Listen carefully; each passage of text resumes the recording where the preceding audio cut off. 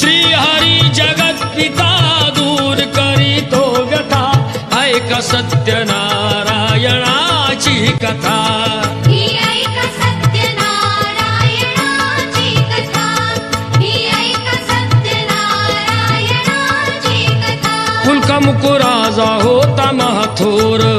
तयाची पत्नी होती सुंदर नदी किनारी एकदा त्यांनी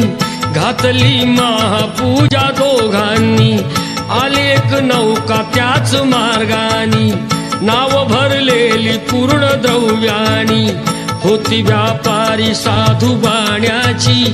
रीत पाहण्यास आला पूजनाची उल्कामुकू त्यास बोले ऐकावे व्रत नारायणाचे आचरावे मनोइच्छी